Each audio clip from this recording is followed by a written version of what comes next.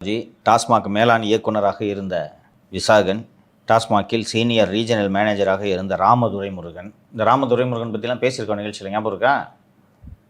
Panneerselvam senior regional manager, Bhaskar Senthil பாலாஜியின் நேர்முக உதவியாளர், அன்பு தம்பி ரதீஷ், மூலானூர் கார்த்திக் மற்றும் போக்குவரத்து நிறுவனங்கள், மதுபான உற்பத்தி நிறுவனங்கள் ஆகிய டிஜிட்டல் எவிடன்ஸ் எல்லாம் கைப்பற்றி இருக்கிறோம் என்று சொன்னார்கள். இந்த எஃப்ஐஆரோட மூலம் எதன் அடிப்படையில் இந்த எஃப்ஐஆர் பதிவு செய்யப்படுகிறது என்று பார்த்தால் ரொம்ப இன்டெலிஜென்ட்டாக தாவேக அரசில் யாரோ வேலை பார்த்திருக்கிறார்கள் என்பதை நாம் புரிந்து கொள்ள வேண்டும். உச்சநீதிமன்றத்தில் அமலாக்கத்துறை நடத்திய சோதனைகள், அமலாக்கத்துறையின் வழக்கு ஆகியவற்றை ரத்து செய்ய வேண்டும் என்று சம்பந்தப்பட்டவர்கள் உச்சநீதிமன்றத்தில் வழக்கு தொடுத்த போது, இந்த வழக்கை நீங்கள் ரத்து செய்யக்கூடாது, எங்களிடம் இந்தந்த ஆதாரங்கள் எல்லாம் இருக்கின்றன என்று அமலாக்கத்துறை தாக்கல் செய்த பதில் மனுவை அடிப்படையாக வைத்தே இந்த எஃப்ஐஆர் தாக்கல் செய்யப்பட்டிருக்கிறது. அதான் இதில் விசேடம். இந்த எஃப்ஐஆர்ல திரு விசாகனோட பேர் கூட இருக்கு அப்படின்னும் போது, பொதுவாக இவங்களாம் அதிகாரிகள், ஆட்சி மாறினாலும் அதிகாரிகள் மாற மாட்டாங்க, அவங்க மேலாம் எஃப்ஐஆர் வராது அப்படின்னு ஆச்சரியமா இருந்துச்சு. இதற்கு அடுத்து நான் சொல்ல போகும் தகவலை கேட்டால் நீங்கள் இன்னும் அதிர்ச்சி ஆவீர்கள். ஒன்றொன்றாக வருகிறேன். அது இவரெல்லாம் அப்பாவி சார். விசாகன் அவருக்கு நல்ல பார்க்கறதுக்கு மூஞ்சி அப்பாவியாக இருந்துச்சுன்னா அதுக்குன்னு அப்பாவின்லாம் அர்த்தம் கிடையாது. 500 கோடி வச்சுக்கிறாரு தெரியுமா? விருதுநகரில் தேட்டர் இருக்குது, சவுத்து பூரா லேண்டு வாங்கி போட்டிருக்கிறார் தெரியுமா? நானும் இப்படி தான் அப்பாவின்னு நினச்சிட்டு இருந்தேன், இவர்கிட்ட பேசிகிட்டுலாம் இருந்தேன் நான். இந்த டாஸ்மாகில் end to end tracking, bottle tracking, அதாவது ஒரு மதுபான ஆலையில் ஒரு குவார்டர் பாட்டில் உற்பத்தி ஆகுதுன்னா அது கஸ்டமரோட கைக்கு வருதுல, அது வரைக்கும் பாட்டிலை எண்ட் டு எண்டு ட்ராக் பண்ணுற மாதிரி ஒரு சாஃப்ட்வேரை செந்தில் பாலாஜி அமைச்சராக இருக்கும்போதே தொடங்கினார்கள். அதற்கு பிறகு அவர் சிறை சென்ற பிறகு முத்துசாமி கைக்கு வந்தப்போ தான் அந்த சாஃப்ட்வேர் டெண்டர் விடப்படுகிறது. சாஃப்ட்வேர் டெண்டரை எடுத்த நிறுவனத்தினர் என்னை அணுகினார்கள். இந்த மாதிரி ஒத்துழைப்பு கொடுக்க மாட்டேங்கிறாங்க, எலக்ட்ரானிக்கில் பில்லு போடுன்னு சொன்னால் எவனும் பார்கோடை ஸ்கேன் பண்ண மாட்டேங்கிறான், 10 ரூபா வாங்க முடியல போயா அப்படின்ட்டு இதை யூஸ் பண்ண மாட்டேங்கிறான், மிஷினை தூக்கி உடச்சி போட்றாங்க சார், கொஞ்சம் சொல்லுங்கன்னு. அப்புறம் நான் விவரம் தெரியாமல் இதால் நல்லவர் நினச்சிட்டு விசாகன்ட்ட பேசுகிறேன். சார் இது புது சாஃப்ட்வேர் இருந்திருக்கு, கொஞ்சம் நல்ல விஷயம், கோஆப்ரேட் பண்ணுங்கன்னு சொன்னோன்னே இங்கே அந்த சாஃப்ட்வேர்காரரை என்னை பார்க்க சொல்லுங்கள், நான் சிறப்பாக பண்ணிடுறேன் அப்படின்னு என்கிட்ட சொன்னார். கடைசி வரைக்கும் அந்த சாஃப்ட்வேர் இம்ப்ளிமெண்ட் ஆகலை. இப்போ டாஸ்மாகே மொத்தமாக நக்கிட்டு போகுது, ரைட்டா, தனியாக இருக்க போகுது. அதனால் நீங்கள் அந்த சாஃப்ட்வேரை இம்ப்ளிமெண்ட் பண்ண வேணாம். அந்த காசு எவ்வளோ ஆச்சு யோசிச்சு பாருங்கள், 260 கோடி தம்பி போச்சா. இப்போ அந்த எதுக்கு அந்த சாஃப்ட்வேர் டெவலப் பண்ணாங்கன்னே தெரில. ஸோ அதனால் விசாக நல்லவர்கள்லாம் சொல்லிட்டு இருக்காத. ஸோ இது ஒரு இன்டெலிஜென்ட்டான எஃப்ஐஆர், ஓகேவா? இதுபோல் எனக்கு தெரிந்து லஞ்ச ஒழிப்புத்துறையில் முதல் தகவல் அறிக்கைகள் பதிவு செய்யப்பட்டது இல்லை. ஸோ இந்த புதிய முயற்சிக்கு இந்த தாவேக அரசுக்கு முதலில் வாழ்த்துக்கள். நேற்று அன்பு தம்பி ரதீஷை தேடி ரதீஷ் வீட்டுக்கு சென்ற அதிகாரிகள் ரதீஷ் வீட்டில் இல்லாத காரணத்தால் அந்த வீட்டை சீல் வைத்து திரும்ப வந்து விட்டனர். ரதீஷ் லண்டன் போய் 1.5 மாதம் ஆகிறது. இவங்களோட டக்கு இவ்வளோதான். அண்டு இன்றைக்கி டிடி நெக்ஸ்ட்டில் இந்த செய்தி வந்திருக்கிறது. ரதீஷுடைய சொந்த அண்ணன் ஒரு ஐபிஎஸ் அதிகாரி, தமிழ்நாடு கேடரை சேர்ந்தவர், இப்போது ஸ்டடி லீவில் இருக்கிறார்.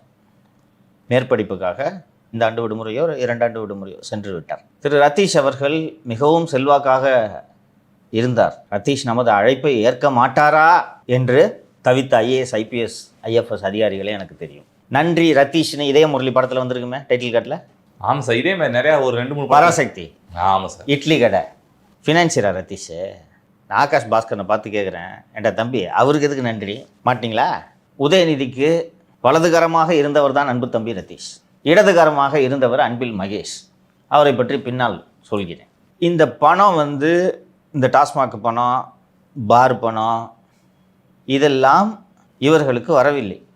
அதாவது உதயநிதி சினிமா சார்ந்த விவகாரங்களை அவர் கவனித்துக் கொள்வார். பணம் சார்ந்த விவகாரங்களை மாப்பிள்ளை சார் கவனித்துக் கொள்வார். இதுதான் அரேஞ்ச்மெண்ட்டு திமுகவில். மாப்பிள்ளைகிட்ட என்ன எல்லா துட்டையும் கொண்டு போய் மாப்பிள்ளைகிட்ட கொடுக்குறீங்களே என்று கேட்டால், பெண் நிறுவனம் நடத்துகிறேன், 450 பேர் வேலை பார்க்குறாங்க, எலெக்ஷனுக்கு ஃபண்டிங் நான் தான் பார்த்துக்கணும், ராபின் சர்மா எடுத்திருக்கேன், ஐபேக்கில் இந்த ரிஷி எடுத்திருக்கேன், இதுபோல் பல்வேறு தேர்தல் உத்திகளை கையாள வேண்டியிருப்பதால் அதன் செலவின் அடிப்படையில் மாப்பிள்ளை சார் நிதி விவகாரங்களை பார்த்து கொள்வார். அதை வச்சு தான் அந்த விண்வெளி நிறுவனம்லாம் தொடங்கியது, வானம் இல்லைங்களா?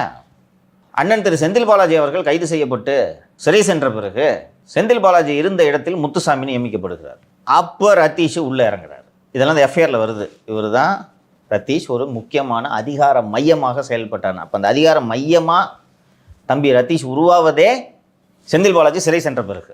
முத்துசாமியை குறிஞ்சி இல்லத்துக்கு வர வைக்கிறார்கள். விசாகன் அங்கே வருகிறார். முத்துசாமி கை கட்டி நின்று இருக்கிறார். உதயநிதி சொல்கிறாரு, தம்பி என்ன சொல்கிறார் அதை கேட்டுக்கிட்டு நடக்கணும் அப்படின்னு. யார்? முத்துசாமிக்கு சொல்கிறார். முத்துசாமி விசாகனுக்கு சொல்கிறார். தம்பி என்ன சொல்கிறாரு அதை கேட்டுக்கிட்டு நடக்கணும். அந்த அடிப்படையில் தான் விசாகனுடைய தொலைபேசியில் அந்த வாட்ஸ்அப் செய்திகள். என்றிகாவுக்கு இத்தனை கேஸு, டியர் தம்பி. யார் அந்த தம்பி? இவர் தான். ஸோ பணம் கொட்டுகிறது. மாப்பிள்ளை சாரியிடம் பணம் கொட்டினால் அவர் 33 கோடிக்கு வாட்ச் எங்கே இருக்கிறது என்று தேடுவார். மகனிடம் பணம் கொட்டினால் அவருக்கு தெரிந்ததெல்லாம் என்ன? படம் எடுக்கிறது.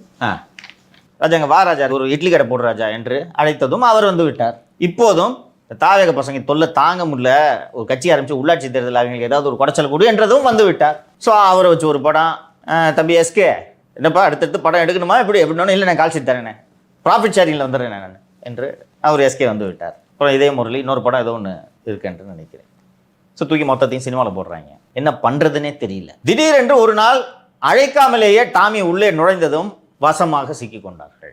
ஸோ இந்த எஃப்ஐஆரில் ஒரு சில ஊழல்களோட விவரங்கள் தான் இருக்கிறது. இது ஒரு பெரிய ஊழல். ஆக்சுவலி டாஸ்மாகில் ப்ரொக்யூர்மெண்ட் ஊழல்லாம் இதில் பெரிய அளவில் வரவில்லை, தொட்டு காட்டப்பட்டிருக்கிறது. ஆனால் இதில் எப்படி அந்த டாஸ்மாக் நிறுவனம் நடத்தப்பட்டது என்பதற்கு இந்த எஃப்ஐஆரில் குறிப்பிட்டிருக்கிற ஒரே ஒரு விவரத்தை சொல்லலாம். 2020